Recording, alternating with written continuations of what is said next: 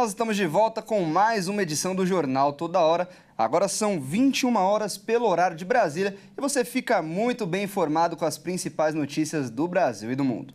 E olha só, o presidente Lula foi liberado para retornar às suas atividades normais após passar por exames em São Paulo. Porém, de acordo com a sua equipe médica, ele deve repetir os exames em 10 dias.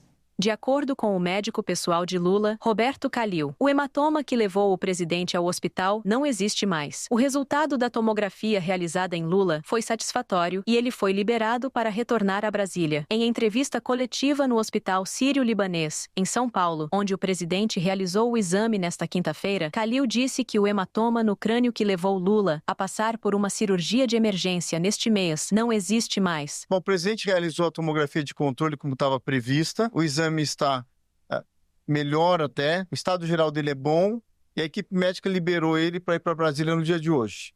Ele deve ir mais tarde, a doutora Ana vai acompanhá-lo em Brasília daqui para frente, nessas próximas semanas, onde ele vai fazer exame de controle. De acordo com o Roberto Calil, Lula poderá exercer normalmente as atividades do cargo, como participar das negociações e dos projetos em pauta no Congresso Nacional. A retomada de exercícios físicos, porém, vai depender dos resultados dos próximos exames, assim como as viagens internacionais seguem vetadas. Segundo informações da equipe médica que cuida do presidente Lula, ele vai repetir os exames dentro de 10 dias. A previsão é que daqui mais ou menos a 10 dias a gente repita o exame de imagem lá em Brasília, no Sírio de Brasília mesmo, faça o acompanhamento por lá, quando o presidente deve passar Natal e Ano Novo lá em Brasília. Na semana, quando antecedeu a internação, Lula se queixou de dores na cabeça, o que chamou a atenção da equipe médica, já que em outubro, o presidente havia caído no banheiro do Palácio da Alvorada, em Brasília, e batido fortemente a cabeça no último domingo. O presidente recebeu alta hospitalar, mas foi recomendado a permanecer em São Paulo por seus médicos. Lula não deixou de trabalhar e, na segunda-feira, um dia após ter saído do hospital, ele despachou com vários de seus ministros.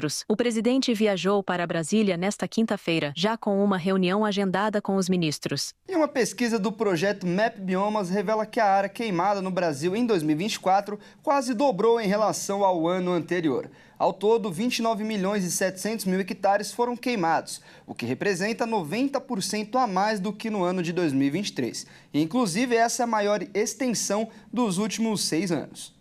A Amazônia foi a mais afetada no período entre janeiro e novembro. Foram queimados 7 milhões e 600 mil hectares de floresta, segundo o levantamento. O segundo bioma mais afetado foi o Cerrado, somando mais de 9 milhões e 600 mil hectares. No Pantanal, a área queimada foi de 1 milhão e 900 mil hectares durante o período estudado. Nos 11 primeiros meses desse ano, o estado que mais teve queimadas foi o Pará, acumulando 23% de toda a área queimada no Brasil. Em seguida estão Mato Grosso e Tocantins, com 6 milhões e 800 mil e 2 milhões e 700 mil hectares, respectivamente. A vegetação nativa foi a mais atingida pelo fogo, com 73% do total, sendo a mais afetada em novembro. A Amazônia representa 81% do total queimado em novembro. Os 1 milhão e 800 mil hectares representam o dobro em relação à média para o mês nos últimos 6 anos. O documento destacou que mais da metade da devastação, o equivalente a 57%, se deu na Amazônia. A mudança de padrão nas queimadas é impulsionada pelo garimpo e a abertura de pastagens e estradas.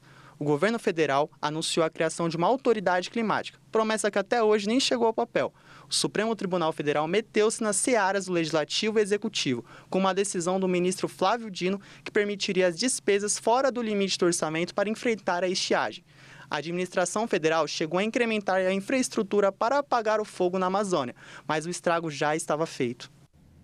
E olha só, o presidente russo Vladimir Putin desafiou os Estados Unidos para um duelo tecnológico entre o novo armamento hipersônico da Rússia e os sistemas de defesa antimísseis ocidentais. A provocação ocorreu durante a entrevista coletiva anual. Acompanhe. Para o experimento, Vladimir Putin sugeriu que o cenário fosse a capital da Ucrânia, Kiev. Na declaração, durante o evento explicitamente coreografado, com duração de mais de 4 horas, Putin classificou o desafio tecnológico como o duelo de alta tecnologia do século XXI entre a Rússia e o Ocidente. Moscou utilizou o novo míssil Oreshnik pela primeira vez contra a cidade ucraniana de Dnipro, no mês passado. Putin observou que o alcance máximo do Oreshnik é de 5.500 quilômetros. A declaração surge um mês antes da posse de Donald Trump, reeleito em novembro para retornar à Casa Branca. O republicano já expressou sua intenção de encerrar o conflito com a Ucrânia. O presidente russo afirmou que está pronto para se reunir a qualquer momento com o presidente eleito dos Estados Unidos.